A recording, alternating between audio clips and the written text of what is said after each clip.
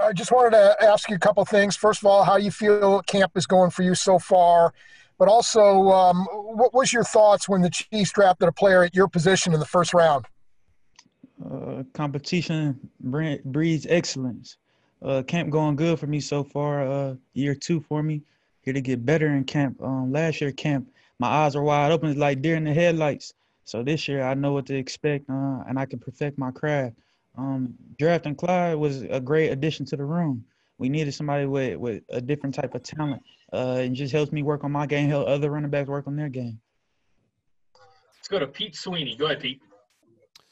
Hey, Darwin. I know Dylan McCullough, especially talking to him last year during Super Bowl week, has always been a big fan of yours, has expressed that whenever you touch the football, it seems like you get better. Knowing that the Chiefs ended up drafting a running back, what was his message to you and your conversations like when you first got back here? Keep working. I mean, that was the only thing he told me, keep working.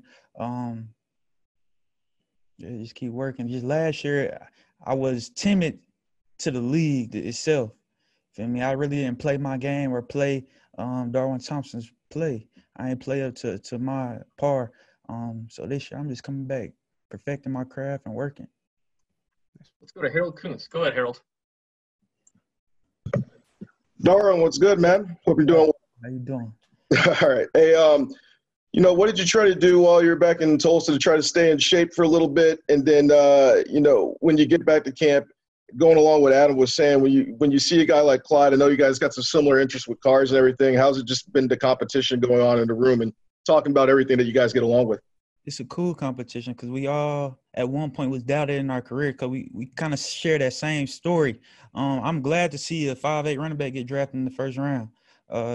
When I went back home, I got back to the nitty-gritty of my training. I was in Arizona being pampered a little too much. So when I went back home, I was working with my footwork with my pops, where it all started for me. And I think that prepared me most for this training camp. And I'm ready to work. I'm ready to show what I've been doing. Let's go to Seren Petro. Go ahead, Seren. When you mentioned, last year your eyes kind of being wide-eyed. What do you know now that you didn't know then? What are the things that, and maybe how much are you, giving some of that information to Clyde? Definitely. You feel me? I like to keep the battlefields equal. So me and Clyde both on the battlefield. I want him to have a pistol and I'm going to have a pistol. And we're going to let the best man win. So I'm not too much of holding secrets or how I got better last year as a rookie from people. So I try to help them as much as I can.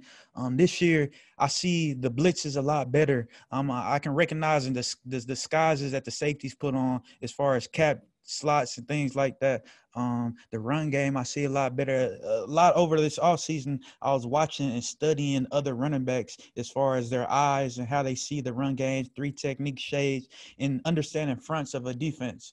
I did a lot of studying this offseason. There was a lot of things I had to get better at for me to be the successful that I want to be in this league. Let's go to Steve Walls. Go ahead, Steve. Hey, what's up, Darwin? How are you, man? Good and yourself? Good. You're being considered a fantasy football sleeper. First of all, do you pay attention to that sort of thing? And if so, is it motivation for you at all? And do you feel like people sleep on your ability? If they sleep, I need to wake them up. My job is just to do my job. I know what kind of player I am. I don't too much pay attention to fantasy. I heard about it. A lot of people say I'm a sleeper, this, that, and the other. I really don't know too much about fantasy. I might play it this year, though. But I told a lot of people that drafted me last year they should have cut me early. They see I wasn't high at the preseason. I wasn't hot. They should have cut me. But this year, go ahead and draft me. Let's go to Pete Sweeney. Go ahead, Pete.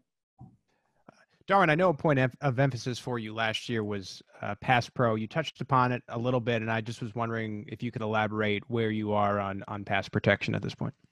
So it wasn't too much of actually picking up the blitz because I'm not afraid of contact. It was seeing and recognizing where the blitz is coming from. Right. Safeties are, as far as they roll in the sky, we got some of the best safeties in the game. Tyrann Mathieu disguised it real well. So me seeing and hearing practice, once we hit game time, I'll be able to see it. Last year I felt like I couldn't even see above the line of scrimmage.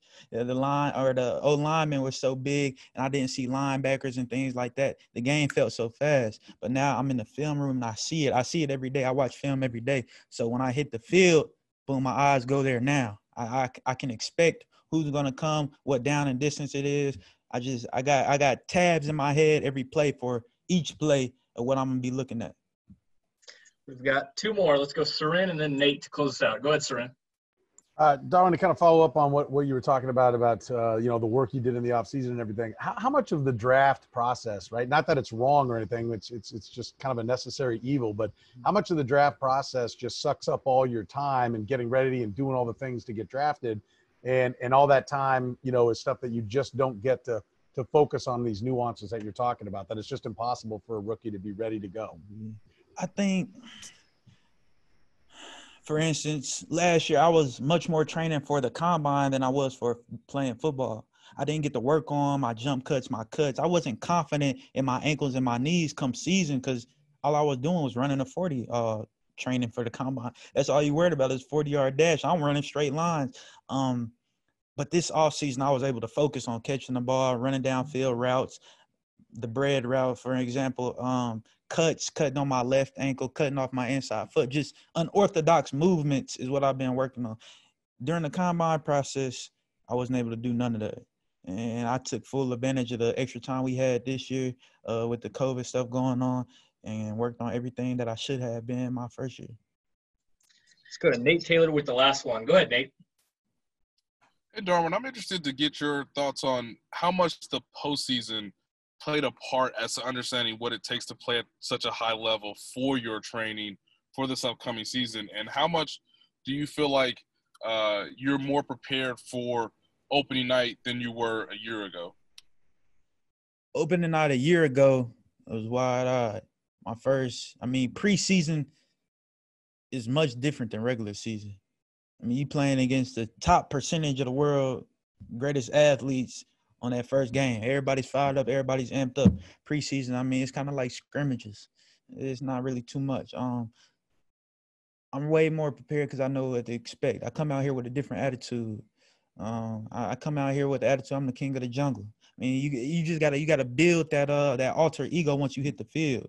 You hear the landlord, honey badger, Frank Clark, the shark. You got to build that attitude once you hit the field. It's me against the world. And that's what I hit the field with now. I got the Chiefs and Patrick Mahomes and guys like that. So it builds that extra confidence. I'm just trying to be the cherry on top of that Sunday. Darwin, we appreciate your time, sir. Thank you. I appreciate y'all.